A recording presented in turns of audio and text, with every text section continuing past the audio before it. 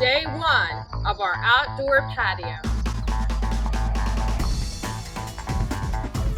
We were quoted $65,000 to construct this patio, and we were able to accomplish it ourselves for a fraction of that cost. We're gonna show you how we made this outdoor patio, and we'll tell you all the mistakes that we made along the way so you don't have to make the same ones. So come along and watch. We are putting in our last piece of the puzzle Oh my goodness. of our 500 square Don't do foot. it! I'm sorry.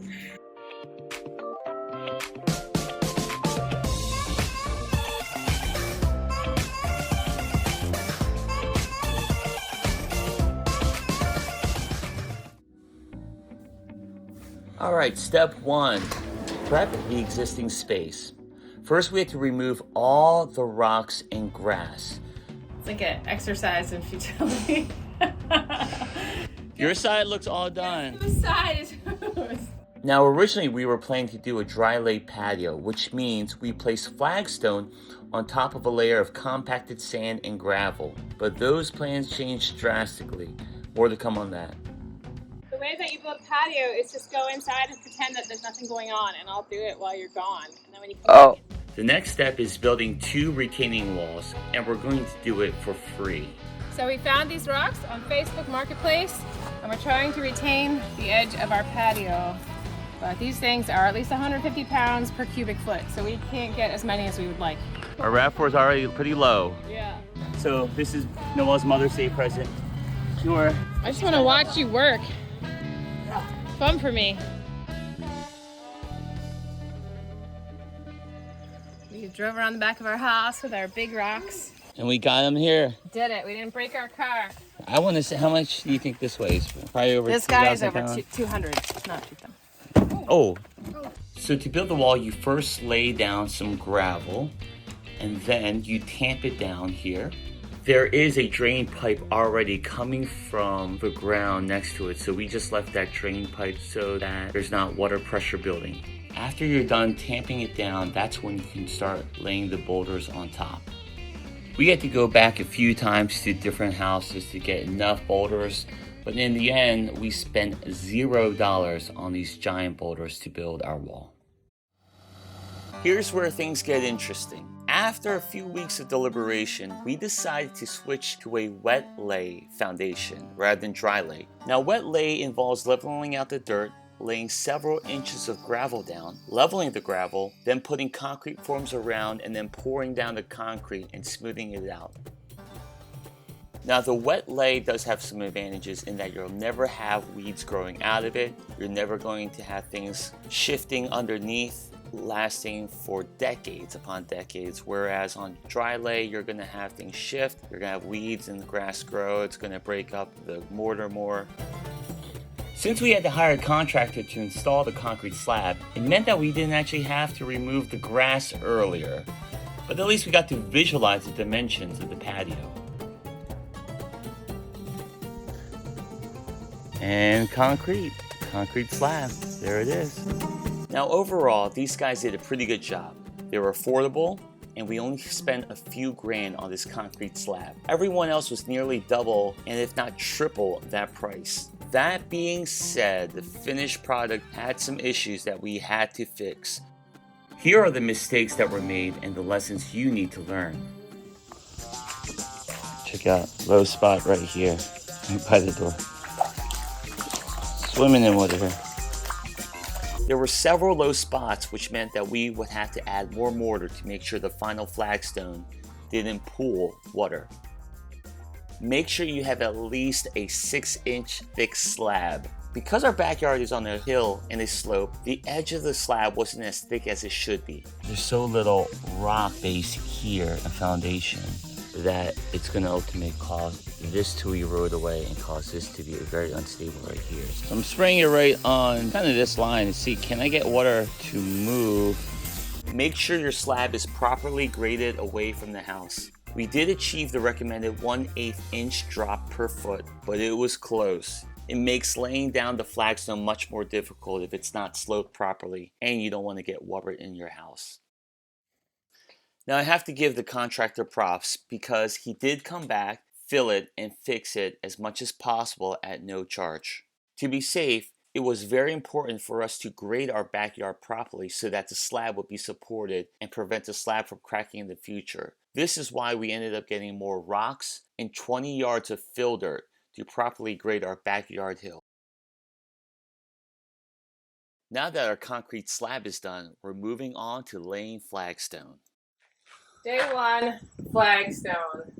You can hear the excitement in Noah's voice. Now let's be honest, this was a ton of work, but it was worth it from a cost perspective. We were quoted by one contractor $25,000 just to lay down the flagstone. Instead, we bought flagstone directly from a stone yard and had it delivered. This cost us about $4,500 total and equates to about $7 per square foot.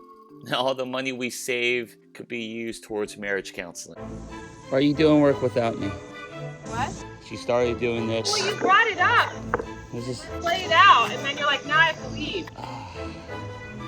Hey, I'm gonna teach you how to lay flagstone. We're kind of buttering the mud to lay a bed for the flagstone. This is the cement mixture. Masons are probably gonna watch this and laugh at me.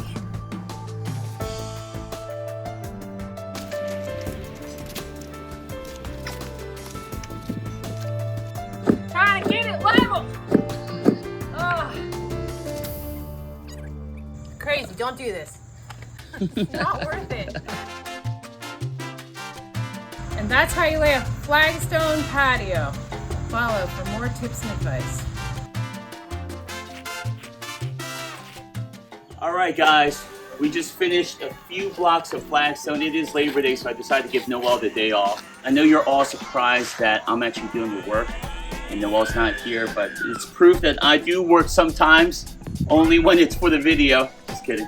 But we are finishing up laying pavers from the door on out. Let's go. Now you may be wondering, why didn't we start by the door in the first place? So we have one line set up. I decided and Dan agreed that this is the most important line to do because it's the edge that sets the front section that is a very defined pattern. Behind here the pattern is not quite as regular, so I feel like we can make it work. So we decided to start with this line and make it straight, especially since our slab wasn't perfectly in square. One row down, probably 25 more to go. Again, I would plan out the exact dimensions you want the slab to be to fit your flagstone pattern. Also, because we had issues with the concrete slab not being fully sloped, it made installing the flagstone very difficult and tedious. Again, if you start with a better foundation, the flagstone process would have gone much quicker and easier. They said it couldn't be done, but the pallets are empty. I think you said it couldn't be done. We are putting in our last piece of the puzzle. Oh my goodness. Of our 500 square Don't do it! I'm sorry. 500. Put that out loud. We saved like 60 grand doing all this ourselves. Later I'll be glad. Right now I'd rather have less money. And we've got homecoming coming up, so we got to Nice. change out of this. Kids Take at pictures. ballet, kids getting ready for homecoming. Ain't nobody got time for this. This is cement color dyed. We're going charcoal. We add a full bottle into our liquid mix. Now we're adding it to our mortar. Inline. I love this tool. You can kind of push it down in. This is too dry to do it here, but push it down trowel in, tool. and then clean it back to yourself so you don't have a ton of like things to do later. What happened before, when we put this on, it was too wet. So make sure you get your slurry correct before you put it on. And eventually we'll probably have to put a little acid to clean off the stones here. So in order to clean off our patio when we were all done, we tried to stay away from the muriatic acid. So we bought this hyper concentrated vinegar. It's like 9 times strength. Kind of poured this on the patio, let it sit, and then scrubbed it with like a stiff brush. And we also have a wire brush.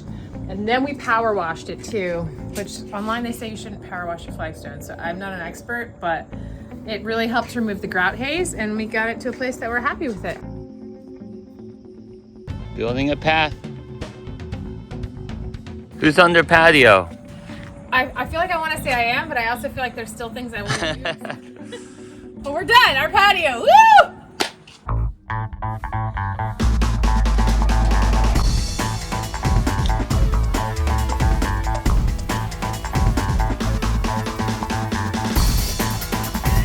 Welcome to the patio. Let me show you around.